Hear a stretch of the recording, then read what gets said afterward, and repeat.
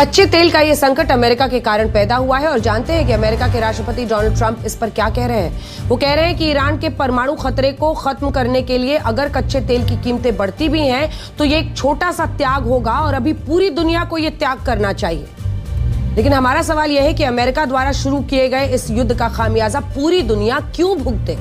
America ने हर बार दुनिया को युद्ध की आग में धकेला है और आपको यकीन नहीं होगा, पिछले 3 दशकों में अमेरिका के युद्ध के कारण 10 लाख से भी ज्यादा लोग अपनी जान गंवा चुके हैं। साल 1999 में जब अमेरिका के तत्कालीन राष्ट्रपति बिल क्लिंटन ने कोसोवो के लिए सर्बिया पर बम बरसाने के निर्देश दिए, तब उसमें 13,000 लोग मारे गए। इसके बाद साल 2001 में जब तत्कालीन राष्ट्रपति जॉर्ज डब्ल्यू बुश ने अफगानिस्तान में आतंकवाद के खिलाफ युद्ध छेड़ा, तब भी इसमें 20 सालों के दौरान 2.5 लाख लोग मारे गए।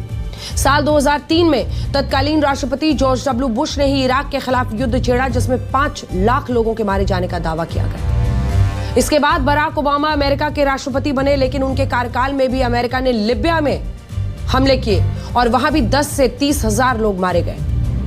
इसके बाद डोनाल्ड ट्रंप अमेरिका के राष्ट्रपति बने और उनके पहले कार्यकाल में सीरिया पर बमबारी की गई और दूसरे कार्यकाल में अब तक राष्ट्रपति ट्रंप कुल 8 देशों पर हमले करा चुके हैं। इनमें भी ईरान के खिलाफ अमेरिका का युद्ध अब भी चल रहा है और इससे आप ये भी समझ पाएंगे कि अमेरिका ने पिछले 30 सालों में 9 मुस्लिम देशों पर हमले करके 10 लाख से ज्यादा लोगों को मारा है, लेकिन अमेरिका से कभी कोई सवाल नहीं पूछा गया। और इस युद्ध से भी जब पूरी दुनिया अस्थिर हो रही है, तब अमेरिका को किसी से कोई फर्क नहीं पड़ता। आप सोचिए, सबसे बड़ी बात तो यही है कि दूसरा देश जैसे रशिया अगर दूसरे पर हमला कर दे, कोई अपने देश में न्यूक्लियर टेस्ट कर ले, तो अमेरिका उन पर सैंक्शंस लगा देता है और उसके पीछे पीछे बाकी के नेटो देश।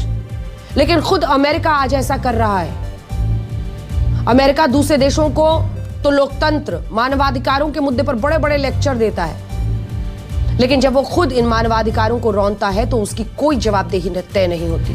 आज भी एक नया वीडियो आया है जिसके आधार पर यह कहा जा रहा है कि 28 फरवरी को ईरान के मिनाब शहर में जिस प्राइमरी स्कूल पर हमला होने से 165 बच्चियों की मौत हुई, वो हमला मानवाधिकारों के चैंपियन बनने वाले अमेरिका ने ही किया था। दावा है कि अमेरिका की टॉमाहॉक मिसाइलों ने ईरान के इस प्राइमरी स्कूल को निशाना बनाया और जब बाद में सवाल उठे तो अमेरिका ने इन आरोपों को स्वीकार करने से इनकार किया और यह कहा कि वो इस हमले की जांच कराएगा। जबकि न्यूयॉर्क टाइम्स अब खुलकर अपनी रिपोर्ट में लिख रहा है कि इस हमले के पीछे अमेरिका है। आज बड़ा सवाल यह है कि क्या इस हमले के लिए अमेरिका और राष्ट्रपति ट्रंप के खिलाफ मामला चलेगा और क्या उनके खिलाफ जांच होगी, अरेस्ट वारंट जारी होगा, जैसे रशिया के राष्ट्रपति व्लादिमीर पुतिन के खिलाफ हुआ था यूक्रेन पर हमले के बाद।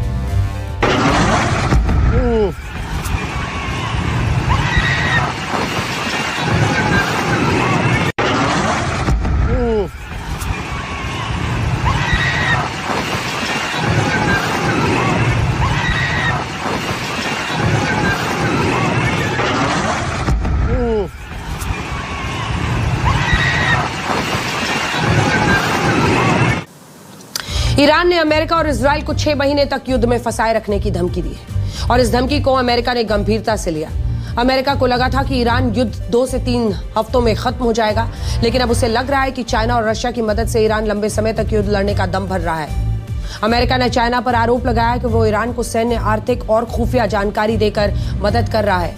अमेरिकी खुफिया विभाग का दावा है कि चाइना ईरान के मिसाइल, एयर डिफेंस सिस्टम को रिपेयर करने और स्पेयर पार्ट्स समेत जरूरी कंपोनेंट्स की डिलीवरी कर रहा है। इसके अलावा वो ईरान को साइबर हमलों से बचा रहा है और साथ ही शैडो फ्लीट के जरिए उससे तेल भी खरीद रहा है। ईरान इंटरनेशनल ने तो अपनी एक रिपोर्ट में यह दावा किया है कि चाइना ने ईरान के 2 मालवाहक जहाजों में मिसाइल ईंधन भरकर भेजा है।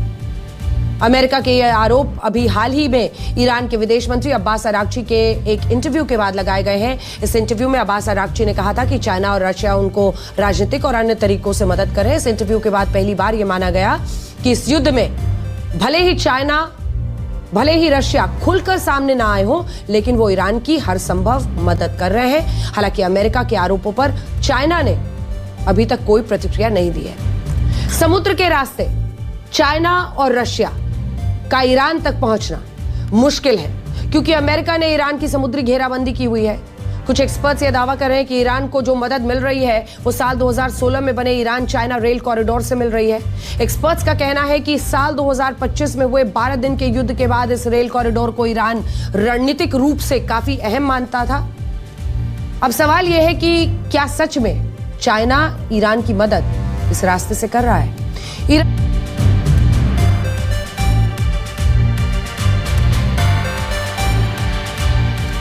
और इसी के साथ ब्लैक एंड व्हाइट में हम रुक रहे हैं एक ब्रेक के लिए।